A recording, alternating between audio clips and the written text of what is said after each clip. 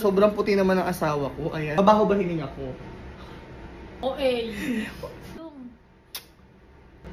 Hi mga kalablab! Kakatapos ko lang mag-makeup. So lipstick na lang. At ayusin ko na lang yung hair ko. Thank you so much pala sa aking hair. Mami Daryl Salon and Aesthetic. Sa aking nails. Ayan. Thank you so much din, Mami. So, bago ang lahat, pupunta tayo ngayon sa... Magja-judge tayo mamaya sa Tomboy Philippines. Love, come here. Nag-ready na siya. So, may make-upan ko ngayon si Love. Ayan! Ang gwapo! Hindi pa ito yung outfit niya. Hindi pa yan yung outfit niya. Inner lang. Inner lang yan. So, hindi ko masyado may make-upan si Love kasi talaga namang fresh na siya. Alam nila, ano naman tayo. Sabihin na naman, mabaho ba hininga ko? Amoy KFC. Amoy cake kasi kumain ka guys. Then mas sa mga basher, nakakaloka. Wag mo na ako i-blower kasi pag bin-blower mo, kung sabihin nila, di mo na naman inaalagaan yung sarili mo. Nagpa-blower lang ako sa kanya nung nakaraan. Parang ang dating pala, kinakawawa kita. Okay. Ito kasi, pag nag-aaway kami ganyan, kunyari hiwalay na kami, break na kami, gusto niya makatch yung attention ko sa mga gawing atake niya. Sabi ko, sabi ko nga sa kanya, wag ka na mag-share post, wag ka na mag-live, mag-emote. Pag magkaaway tayo o may tampuhan tayo, mga tao dyan, i-splice yung video, kakalat, nahiwalay na. Uy, naku. Matatawa kayo, na-upload ko na yon. Hanapin nyo lang sa feed namin kung ano yung dahilan pinag-away namin. Magandang headline yun vlogger na bakla at tomboy naghiwalay dahil sa pagdadabog ng pinto. Perfect. Dinaga na kita.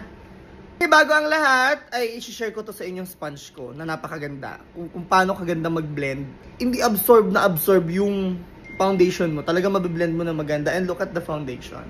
Diba? Ganda nito. I love it. So, kung gusto nyo nito, iwan ko na sa yellow basket. Sobrang puti naman ang asawa ko. Ayan. Mag-content tayo ng tagnan yung makeup transformation. Gagawin ko siyang babae.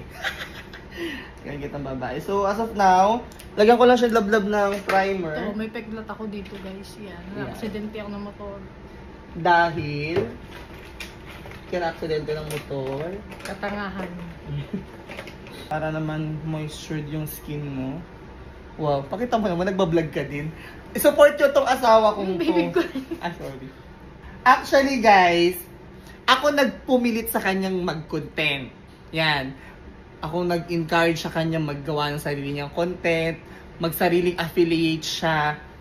Hindi ito nagsasalita dahil noon. Diyos ko, magsalita ka na please. Hindi mo mapapasalita ito sa mga brand promotion. Pero magugulat ka, nag-affiliate na yan, tapos may upload na yan. Mas madami pang update yan sa akin. Mas madami pang upload guys sa akin. So after... Yun yung akin. Yes, baka ito iba yun. yung malagay mo. Ito yung pinakapaputi ng Ay, tingnan nga natin. Ay, hindi mo ka-shade. Dark pa din. Dark pa din pero ito na yung pinakamaputi. Galaw ka. Gamitin natin itong aking bagong foundation from Dior. Grabe, di ba? Maputi yan. Maputi ito. Dati, lang, gamit ko lang mga kokoryo. Ngayon, may foundation na tayo. Alin yung ginaganon. Nakita na yung lata. Kita na yung lata. Maganda to, love, kasi hindi siya dumidikit sa mismong mo. Hindi masasayang yung... Oh, di ba? Hindi dumikit, hindi masasayang yung mo. Sa taas. Love, hindi tingala. Tingin sa taas, hindi tingala. Hindi ko ito napapriority, love. Ano masasabi? Alam may kapan din niya ako ng ganun. Ano masasabi? At blower din niya ako ng Alam naman ikaw mag-promote ng blower di ba? Yung blower, pang promotion yun. Nababash ako sa Reddit mema-mema na lang yung mga tao doon. Ganun daw Pero nakakatuwa lang kasi hindi nila ako mapapabagsak dahil nila maapektuhan ako doon. Hello. Gwapo! Papatangusin. Gwapo ng asawa ko! Papatangusin yung ilong. Papatangusin daw ang ilong. Kuntuan, nose line. Oo, nose line. Nagulo yung buhok ko, 2 hours ko ito inayos. Ay, 2 hours na rin. Nakaka-proud lang kasi dati guys. Diba, love, kinikwento ko sa'yo, nilalait-lait ako dati. Kasi love yung mga makeup product ko dati. Kita na daw yung lata, tsaka daw yung brands. Pero ngayon nakakabili na tayo ng mga social-socialin, di ba? Nakakatuwa. So, gamitin natin ito kay love. Lesson learned, wag na magla-live ha. Wag na magpo-post ng emote. Naku, yun yung ano niya, strategy niya yun para kausapin ko siya na alam niyang ayoko nun, so lalapitan ko siya para pa-delete yun, di ba? Normal naman ang may away. Hindi po kami mga sync. So, babalik kami, magdadamit lang kami. Bye! Ayan na po ang ating makeup. Ayan na sila, bang outfit namin. Ito na, pupunta na tayo sa event. Late na tayo, love. Let's go! And then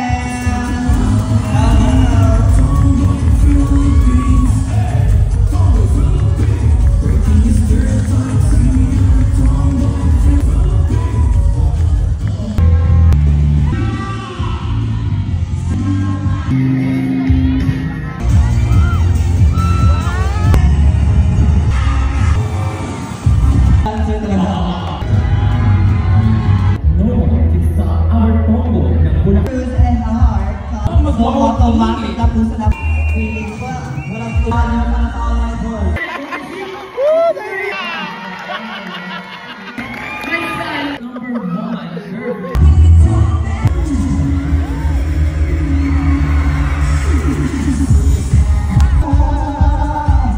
Beauty, unique.